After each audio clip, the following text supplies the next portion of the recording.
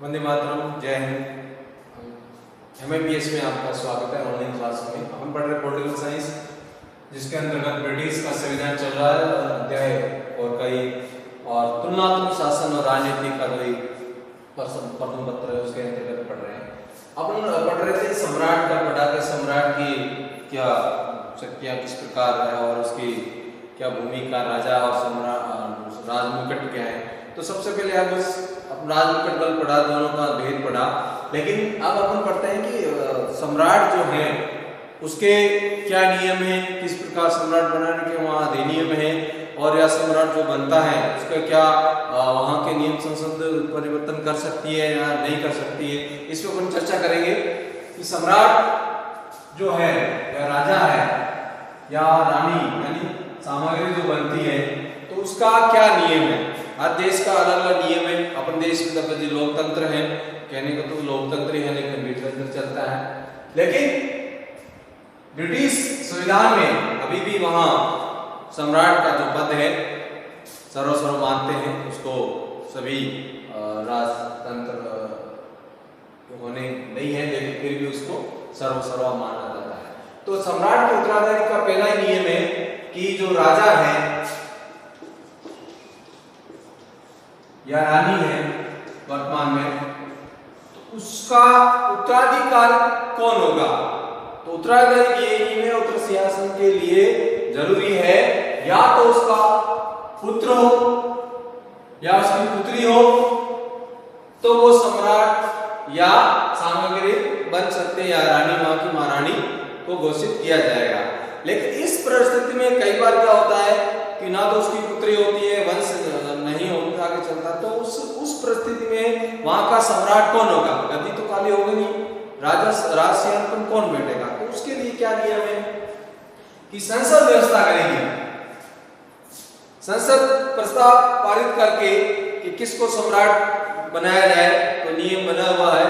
तो उस नियम के अंतर्गत वो सम्राट को घोषित, नए सम्राट को घोषित कर सकते हैं। ऐसे उदाहरण में दिए हैं कि जैसे 1600 या 17वीं सदी में आपने पढ़ा था कि किस प्रकार इस सम्राट का या राजतंत्र का विकास हुआ, या शास्त्र प्रणाली या मंत्री प्रणाली। उसमें आपने ये बात कही थी कि 17वीं सदी में 1699 में स्टुअर्ट जो वंश वहां था वो क्या है, इंग्लैंड छोड़ के चले जाते हैं। उस काल में, उस समय में 17वीं सदी में जब इंग्लैंड छोड़ के चले जाते हैं तो वहां का राजा घोषित करना था। तो संसद ने नियम बनाकर पारित करके विलियम और मेरी को राजा और रानी बनाया गया, जिससे कि वहां का जो राजतंत्र है, जो सियासत है, उत्तराधिकारी है, वो नियम चलता रहे, उसको बनाया गया। इसके बाद 1701 का उदाहरण देखिए, आपने पढ़ा था जब 17वीं सदी की विकास हो रहा, उसमें अपने काल बताया था कि ब्रिटिश संविधान का जो विकास कैसे हुआ।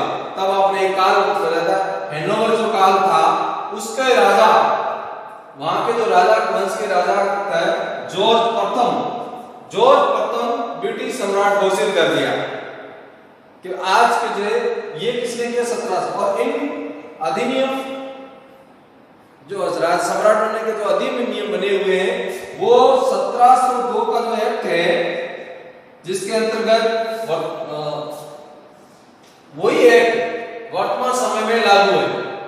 लेकिन इस परिस्थिति में अगर संसद चाहे, संस्कृतवादी अधिकार होता है उत्तराधिकारी को घोषित करने का या उसमें परिवर्तन करने का, तो उस अधिकार के तहत कुछ भी परिवर्तन कर सकती है। अधिकार है उसके पास, संसद के वही अधिकार है जिससे कि वो इस एक्ट में कुछ और परिवर्तन कर सकती है। अब यहाँ जो वहां के सम्राट है और बाकी जो सदस्य हैं, उन सभी सदस्यों का जो वेतन है वो राजकोष से दिया जाता है। ये तो था उत्तराधिकारी। अभी आगे जो सवाल आता है कि सम्राट की क्या शक्तियां हैं। राजमुकुट तो एक संस्था बन गई है, तो राजमुकुट की शक्तियां या अथवा सम्राट के सिद्धांत के रूप में सम्राट की क्या शक्तियां हैं। व्यवस्थापिका, कार्यपालिका की शक्तियां, न्याय शक्तियां, और धर्म शक्तियां, ये शक्तियां उसको प्राप्त है। किसको? सम्राट। सम्राट की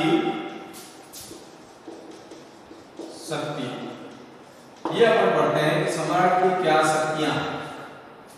अभी आपने पढ़ा पहला पॉइंट, सम्राट के उत्तराधिकारी का क्या नियम है, और अभी हम पढ़ रहे हैं सम्राट की क्या शक्तियां हैं, किस प्रकार उसको शक्तियां प्राप्त है और उस संसद लोकतंत्र में अपने क्या भूमिका निभाता।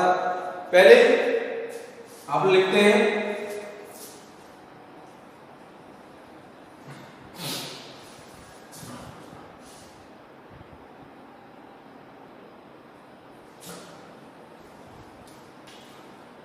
तो हम पढ़ रहे हैं सम्राट की शक्तियां या राजमुकुट की शक्तियां। राजमुकुट से मतलब है सम्राट के रूप में, क्योंकि सम्राट ने राजमुकुट को धारण किया हुआ है। क्योंकि कल आप पढ़ा कि सम्राट एक संस्था है, लेकिन अब अपन सम्राट की शक्तियां, या कहीं का सवाल आता है कि राजमुकुट की शक्तियां सम्राट के सिद्धांत के रूप में, यानी सम्राट के सिद्धांत के रूप में सम्राट की शक्तियां, जो भारत के जैसे राष्ट्रपति है तो राष्ट्रपति के नाम से सभी शासन चलता है, तो यहाँ शासन किसके के नाम से चलता है?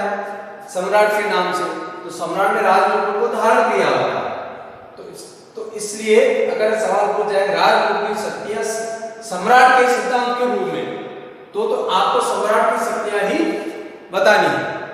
कई बार सवाल कंफ्यूजन नहीं होना कि सम्राट की शक्तियां या राजमुकुट की शक्तियां अथवा सम्राट के सिद्धांत के रूप में, ये चीजें आपको ध्यान रखनी है।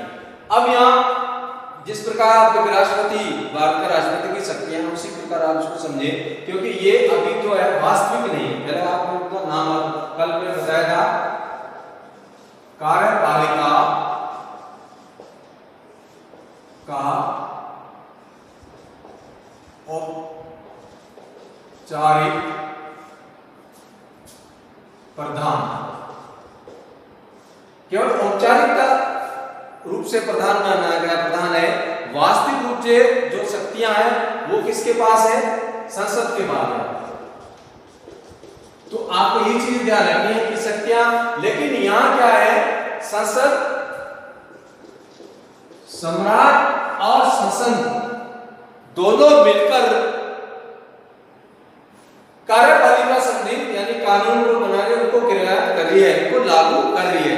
तो सबसे पहले जो पहली शक्ति अपने यानी कार्यपालिका संधि शक्तियां हैं, यहाँ पर आपने कहा कि संसद और सम्राट दोनों मिलकर जो कानून है उनको लागू कर रहे हैं। तो ये लागू करके क्या कर सकता है कि समस्त कानून जो बनाए गए हैं, जो कानून बने हैं, उन कानूनों को क्रियान्वित करना यानी लागू करने की जो शक्ति है वो सम्राट के नाम से लागू होते हैं सारे। चाहे शक्ति संसद का है, लेकिन नाम किसका चलेगा? सम्राट का। तो ये शक्ति किसके पास है? समस्त कानूनों को लागू करने की शक्ति सम्राट के पास है। अगला बिंदु है प्रधानमंत्री।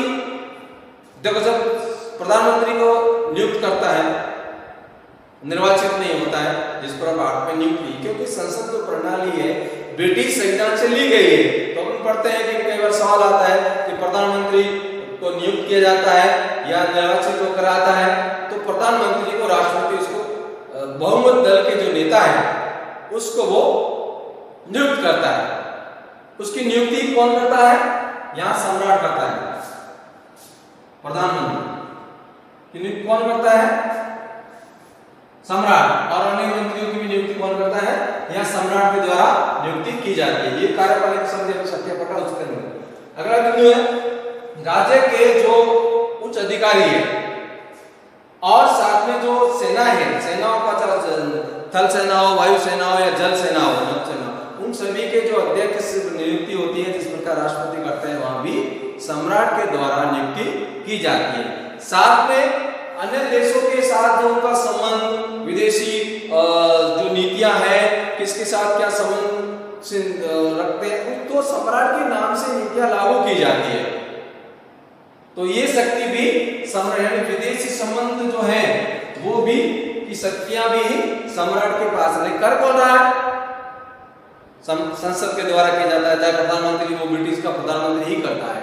लेकिन किसके नाम से हस्ताक्षर किसके नाम से चल रहे हैं? सम्राट के नाम से।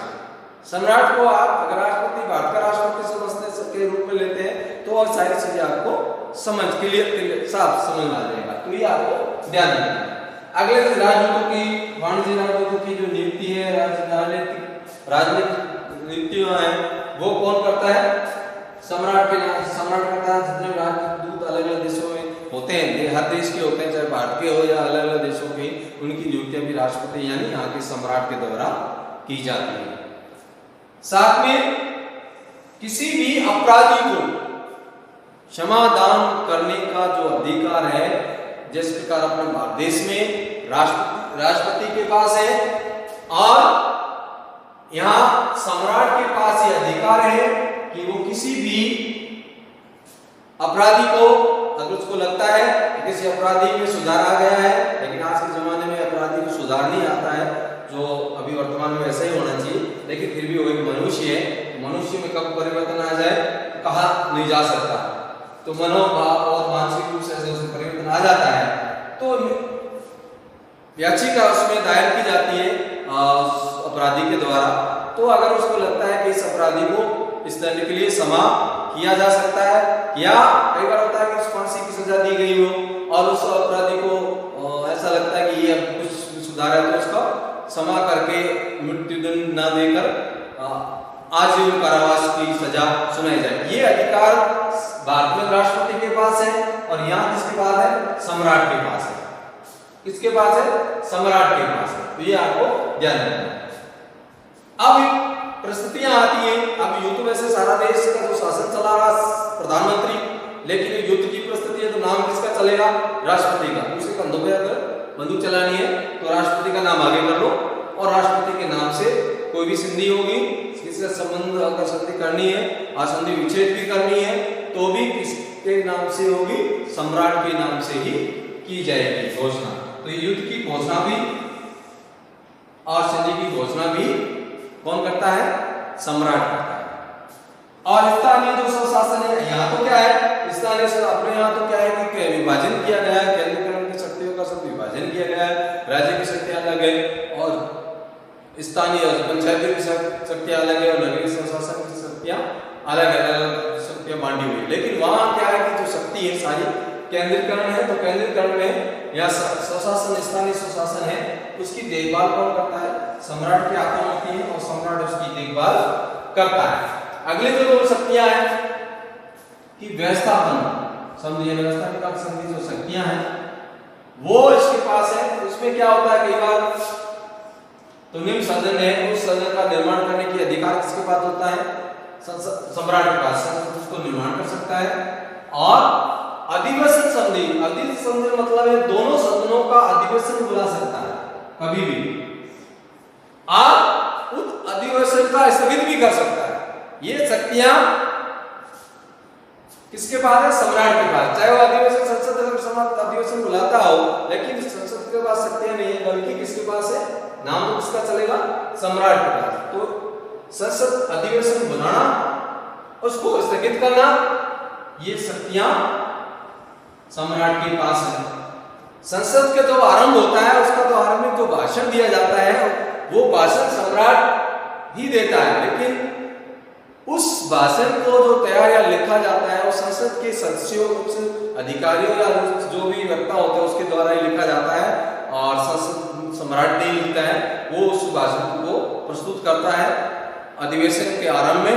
तो अधिवेशन आरंभ में भाषण देने का जो अधिकार है, आरंभ यानी संसद को आरंभ करना है, उसका भाषण जो होगा वो किसका होगा? सम्राट का होगा। आरंभ भाषण किसका है? सम्राट। अभी कोई भी कानून पारित होता है, चाहे वो भारत में हो चाहे ब्रिटिश सरकार में, तो संसद उसको पारित करके अलग सदनों सदनों में निम्न सदन पारित करने के बाद फिर वही विधेयक जो है कानून बनाने या कानून को परिवर्तन करने की जो है वो किसके पास जाता है? राष्ट्रपति के पास। यहाँ किसके पास जाएगा? सम्राट के पास। सम्राट अगर हस्ताक्षर नहीं करता है, फाइल या किसी कारण से लौटा देता है, तो विधेयक पारित नहीं होगा, कोई कानून पास नहीं होगा, वो रद्द हो माना जाएगा। तो ये शक्तियां किसके पास है? सम्राट के पास। अध्यादेश जारी करना, कोई अध्यादेश राज्यों के अधिकारों से संबंधित अध्यादेश जारी करना है तो वो भी शक्ति किसके पास है? सम्राट के पास। अभी अगली जो शक्ति है, दो शक्तियां पढ़ी, पहले आपने कार्यपालिका, दूसरा व्यवस्थापन संबंधी शक्तियां, तीसरी जो शक्ति है न्याय संबंधी शक्तियां। न्याय संबंधी शक्तियां वही आपको पता है कि न्यायाधीशों में उच्च न्यायालय है, हाई कोर्ट है, सुप्रीम कोर्ट है, उन सुप्रीम कोर्टों की न्यायाधीशों की नियुक्ति करना, वहां में भी चलाकर उनको अधिकार निरस्त करना, ये सारी शक्तियां, न्याय संबंधी शक्तियां जो है सम्राट की, और सम्राट किसी न्यायाधीशों की नियुक्ति करता है और उच्च न्यायालय या उच्चतम न्यायालय के न्यायाधीशों की नियुक्ति करने का अधिकार किसके पास है? सम्राट के पास है। और धार्मिक संधि, पहले चर्च का भी अध्यक्ष होता है, तो चर्च का अध्यक्ष होता है तो उसके वहां के धार्मिक संधि या चर्च को वहां अधिवेशन या वहां पे किसी सम्मेलन बनाना धार्मिक रूप से, ये सारी संधि अधिकार है। लेकिन 1919 के बाद एक नेशनल असेंबली बनाया गया है, और नेशनल असेंबली एक संस्था के रूप में काम कर रही है, और संस्था के रूप में, और वो वहां उसी में पारित करके कानून बनाना, लेकिन उसकी संस्था की शक्तियां किसके पास है? सम्राट के पास है। लेकिन अभी असेंबली नहीं होती थी, असेंबली के आधार पर ही काम होता है। अगला जो बिंदु है, अगली जो शक्ति है समान। जिस प्रकार भारत देश में राष्ट्रपति के द्वारा कुछ अधिकारियों या अच्छे कार्य करने वाले, भारत देश में कार्य करने वाले या व्यक्तिगत कार्य करने वाले समान या उपाधि देनी है, चाहे वो सारी शक्तियां किसके पास है? राष्ट्रपति के पास है। तो वहां किसके पास होगी? सम्राट के पास होगी। तो समान देने का अधिकार, केवल उपलब्धि देने का अधिकार सम्राट के पास ही है। तो अगला जिसने अपने अलग अलग उपलब्धियां यहाँ भी उपलब्धि से ड्यूक है, रेरल है, आर्ट है, नाइट है, लॉर्ड, इन सारी उपलब्धियां देने का अधिकार सम्राट के पास है। तो आपने अभी जो सम्राट की शक्तियां, राजमुकुट की शक्तियां या सम्राट की शक्तियां, राजमुकुट शक्तियां सम्राट के सिद्धांत के रूप में पढ़ी, और उसके अंतर्गत आप सम्राट के कार्यपालिका संबंधी शक्तियां, व्यवस्थापिका संबंधी शक्तियां और न्याय संबंधी शक्तियां, धार्मिक संबंधी शक्तियां, समान का स्रोत यानी समान देने का अधिकार, उपलब्धियों का अधिकार सम्राट की शक्तियां हैं। तो ये सम्राट की शक्तियां, और सम्राट जो है कार्यपालिका वास्तविक अध्यक्ष नहीं है, जबकि एकमात्र औपचारिक रूप से शक्तियां हैं। तो ये आपने इस टॉपिक क्लियर होता है। इसके साथ जय हिंद, वंदे मातरम।